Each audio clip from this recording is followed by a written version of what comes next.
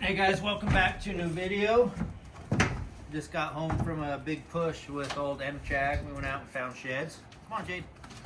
And I thought it'd be fun. I've done these always when I get home, show you guys what I found, because the video is actually going to be flipped and turned on the Hush page here shortly. First shed, I think this is a hard white, and he had been chewed on a bit. They always nuke the burr first, and it points down by the burr. So just a small bull, but that was a sight for sore eyes, being the first antler of the trip. That's a match to this one. So this set, I wish I would have made it to it earlier. It's an inline 7x6, and it's actually pretty heavy and dense, but I think it's about 3 years old. And it was laying at the bottom of a wash where clearly nobody had been for quite some time. Just sitting there side by side, both sides, getting nuked out in the sun, kind of some desert country. Had to hit some low stuff because of the snow, but that was a fun set to find. I picked that up after I found these other two sets that I'm about to pull out. Grumps. Okay, so you guys know our dogs, Jade and Happy. But we have Happy's brother. Grumps, come here. Come on. Is he unsure? Okay, so Grumps and Happy are brothers, and these are two of the pups that we fostered. And he's being so silly. Come here, Grumps. We're watching him for the week, huh? Parents are out of town. These three get along like crazy. Grumps, he was the runt of the litter and turned out to be one of the bigger ones. Big old noggin on this guy, huh? Apparently he's scared of antlers. Silly guy.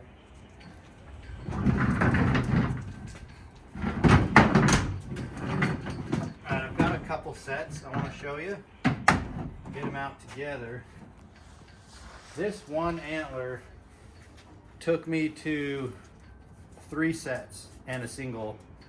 So I glassed this hard white across the canyon. Knew it was pretty good. Didn't know if it was nice and hard white or if it was chalk. It looked bone white, and when you're glassing from a distance, when they're super polished white, you can pretty much guess that it's just a year old. So that turned out to be a year-old antler, which got me excited because clearly no one had been on that hill, or else they would have scooped that up. So while I was up there looking for the match to that left, I found this left. Cool story on the same bull real quick. This was the first and only brown of the trip. It honestly isn't a high scoring bull, but this is a big old bull. Gigantic base.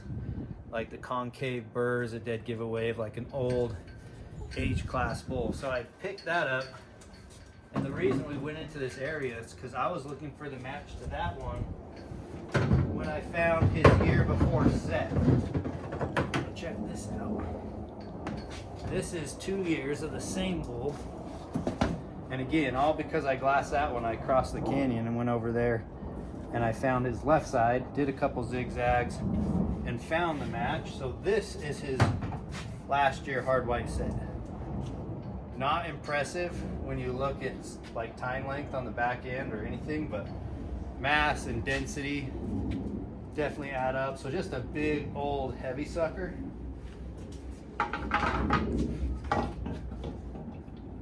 And again, that's his brown from this year. So those two are like twins. So I found a set and a single off of him. And then while I was looking for the matches to the first one, I found it. And found both matches. So that means these two bulls were living together. They shed within 200 yards from each other. And if I had to guess, these two bulls are probably somewhere together this year. So I have his brown. Kind of is tempting to maybe go back to look for both of them again. Obviously he could have died and stuff, but usually if these bulls winter together one year, they're usually kind of stuck in their old ways, habitual old bulls, and he might be in there. But that's match set. This right side was nuked a little bit by the sun. It got beat a little bit more, but this is a really, really pretty bull.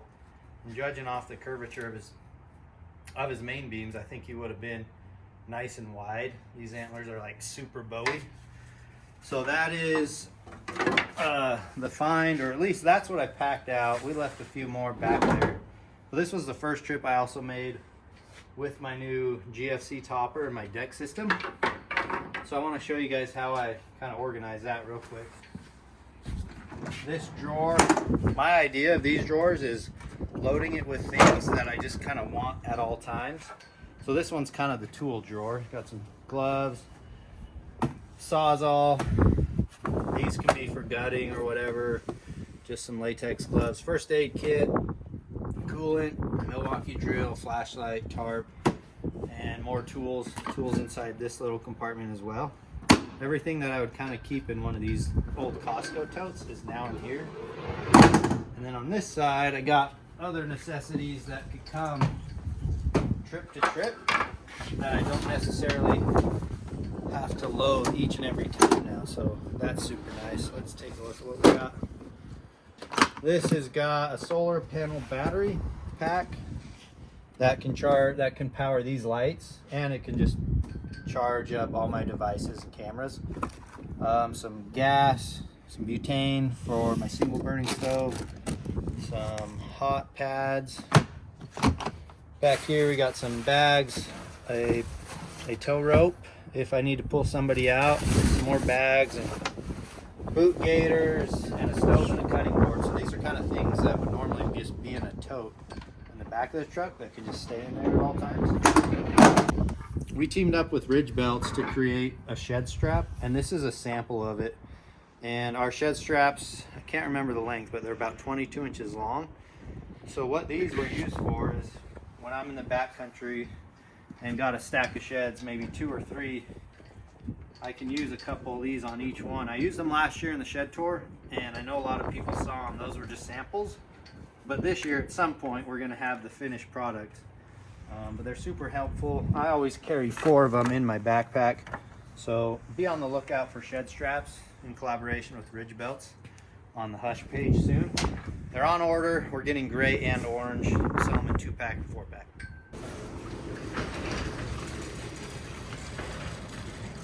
Don't let all the heat out. Welcome to the shop. Got a couple things to show you guys. First off, I am taking both my mule deer and my axis deer to the taxidermist. Curtis at Monarch Mountain Taxidermy hit me up and he said, we are ready for your axis deer antlers. So while I take him those, might as well take him my buck. So this buck, he's got the cape for it. This is the big buck I shot with my buddy Chuck on his CWMU this year in Utah. And then my axis deer antlers. Where did those? Oh, here they are. So we had to cut them on the skull plate to get them back, but this thing is gonna look so good. This deer had a beautiful cape, and this is the heaviest buck I've shot in Hawaii, which leads me to the next thing I want to tell you guys about. We're doing the Axis Hunt-cation over at All In. It's a giveaway, guys. So someone's gonna get a chance to come hunt trophy axis deer, pick up sheds, kind of have a vacation in Hawaii with me, the team at All In. So that's Martin Chag, Nathan, Logan, and Ben Shed Crazy. Right now is actually Hush Week. So what that is when you use the code HUSH, not only do you get a discount and you get entered to win the All In Hawaiian Huntcation, it's also double entries this week. So now through the 23rd. And on top of that, you guys will have a chance to win the Hush Optics package. We've got some gear from Tricer and Vortex. We're gonna build this right here on the top of the screen. A tripod, a mini scope, a pan head, all-in snapshot system, all-in Nexus system. Someone's gonna win it. In addition to that, guys, you will get entered to win the Hawaiian Huntcation. So I'm taking this to the taxidermist, like I said, and I wanted to show you my mule deer wall. I had to make some changes in the shop. So I used to have a bunch of mule deer up here. This old backpack had a fox on it, had to take it down because it's kind of rotting. So I want the barnwood side to be all elk. So that means this mount from Color Country Wildlife Studios is gonna be right here. And this side is more of the mule deer wall. And that's the one that Brian Larson gave me that mount, and I mounted my shed antlers on it. And next to the others, it looks super good. From the railing back is gonna be shoulder mounts and taxidermy this way. We're definitely gonna have the pedestal mounts, but imagine the two elk. So all elk and then some scattered mounts in between, like the antelope and the axis. This side is gonna be all deer, and then I'll be able to rebuild the shed wall of fame. That's the plan. That's the update in the shop. But let's go take these to Curtis's. And when I go to Monarch, I hope he doesn't mind, but I always film. There's so much cool stuff going on there. So I'll see you guys at the shop. You guys have made it. I love coming down here because they always have a new spread of animals for me to look at. But we were just talking about this elk mount and how they're doing a lot of pegs. And I noticed that on this mount, the left pedicle is like crooked, and I noticed this like third antler, and Curtis is like, you got to see this thing. So he's digging around for the other side. Desert sheep, full body. Dang, he's heavy. General season bull too.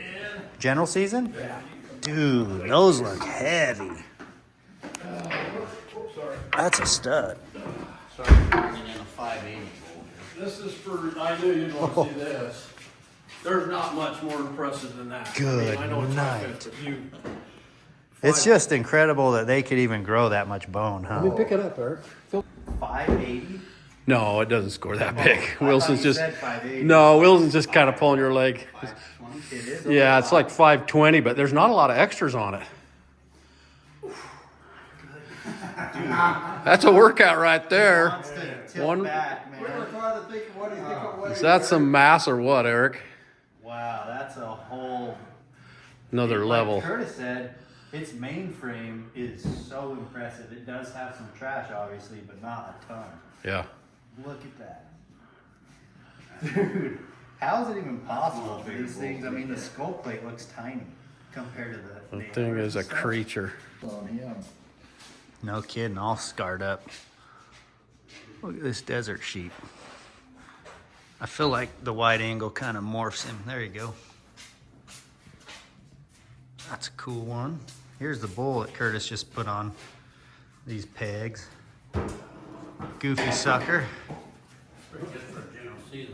Oh, I'd be dying, dude. I love those general season hunts. Like a third pedicle back there.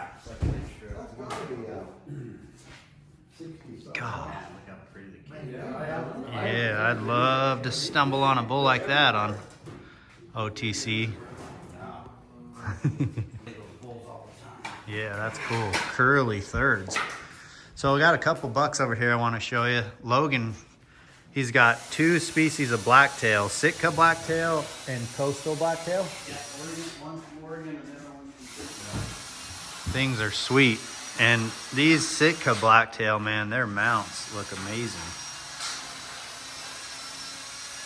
And then there's this guy on the wall. Look at the big old neck on that guy. These guys are always up to something cool and fun. So there's the axis deer antlers, dropping those off. We got some fallow, working on some whitetail over there, but I wanted to come over here and show you guys this sheep. That's a big old sheep right there. Desert sheep. All busted up. You know, it's so fun to hold it, and people cannot even fathom. I feel like the shop needs a daily YouTube video vlog. These guys are always up to something fun. Big old coos butt. You can hold it and look at the skull. Yeah, you look at that skull. Oh man, I could sit and wander in here and waste these guys' time all day. What's that? Huh? Don't get many around. Oh my gosh, what? Dude. Wow, look at the color of that thing. Yeah. It's so dark. A freaking giraffe. Dude, okay. All right, guys.